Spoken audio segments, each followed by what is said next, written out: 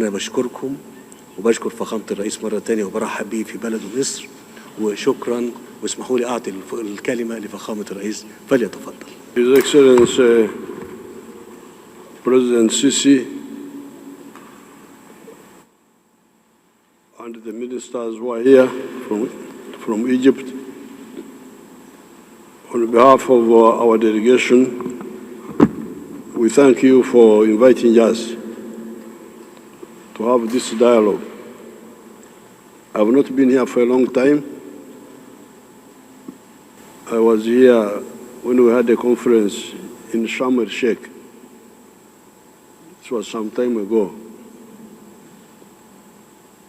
First of all, Misiri. Misiri in our language means many gardens. So whenever we read it, we say, oh, these are talking about gardens. If it's one garden, it is Musiri, Musiri. If there are many, Siri. This is our language. Uganda and the Great Lakes are linked to Egypt by the Nile from ancient time immemorial. Politically, we started getting close to Egypt after 1952, when NASA took leadership in Egypt. Before that, we didn't have much political contact with Egypt.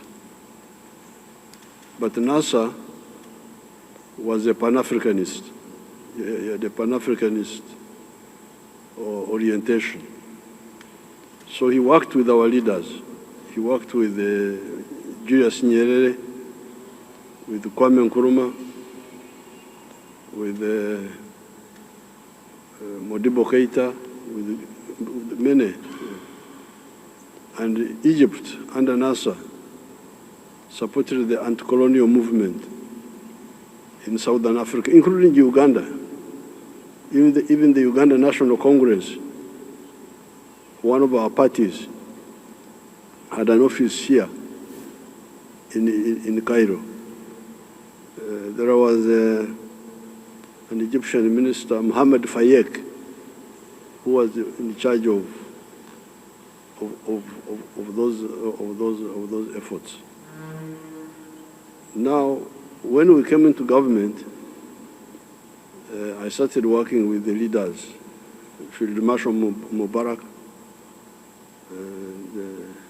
Boutros Ghali, and we were discussing these issues. On the issue of the Nile, what I've discussed with His Excellency was that we should have, maybe the problem has been the approach. Because the approach from Egypt has been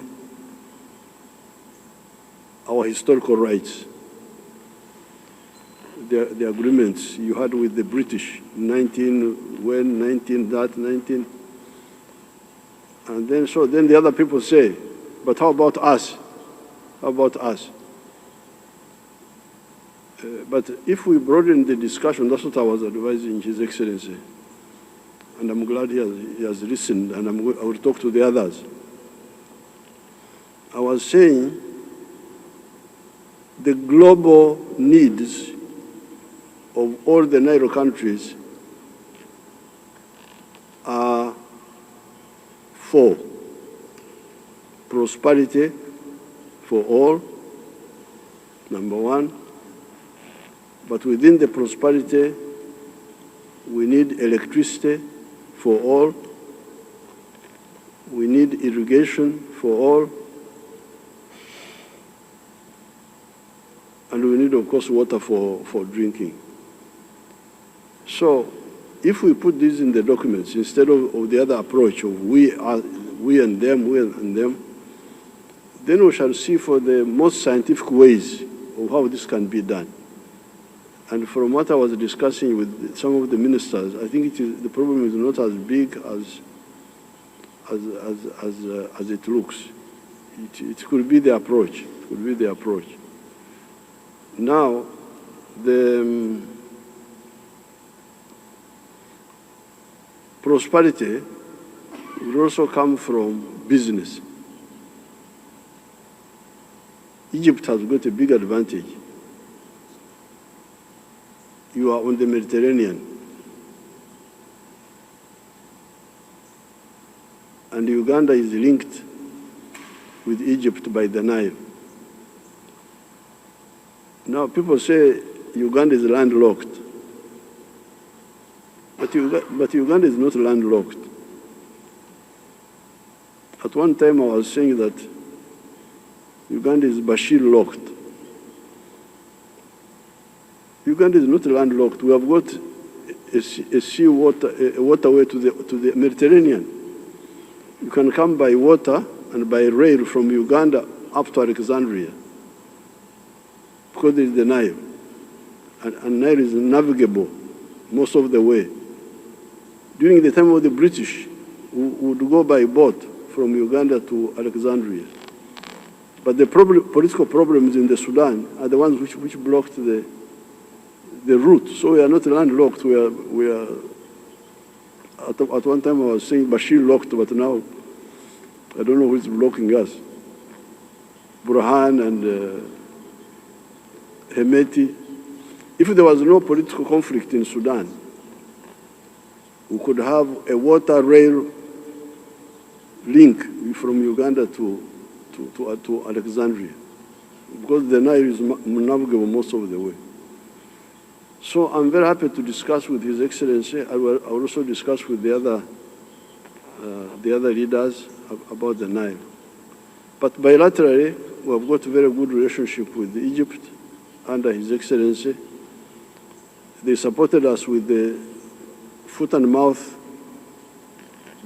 disease vaccines for the cow. And His Excellency has agreed to build a factory in Uganda for foot and mouth vaccine. I'm very happy with that.